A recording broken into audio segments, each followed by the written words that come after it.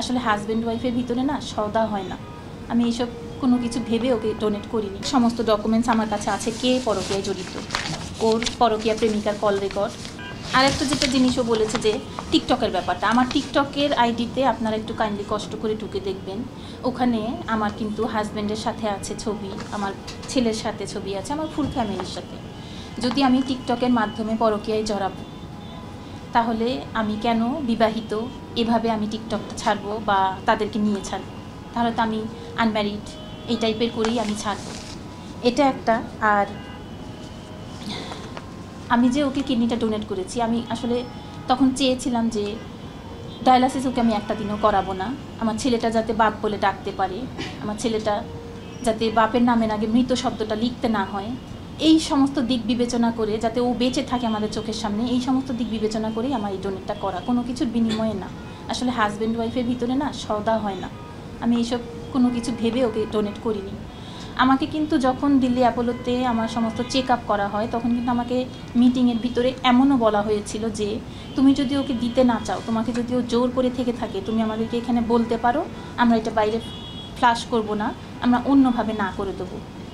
আমি কিন্তু চাইলে তখনও পারতাম যে ঠিক আছে আমি সরে আসি, ওকে দিব না, আমি তো পরকীয়া করি, তাহলে না হয় ও মরে যাক। আমি তো কিডনিটা ডোনেট না করলে হয়তো কিছুদিন ও ডায়ালাসিস করলে বাঁচতো, তারপর মরে যেত, আমার পথ পরিষ্কার হয়ে যেত।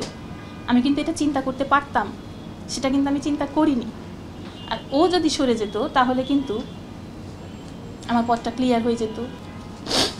যাই হোক, এই সব কিছু মিটিং, বোর্ড মিটিং পার হয়ে আমি বললাম যে না, আমি উইলিংলি দিতে চাচ্ছি, দিব।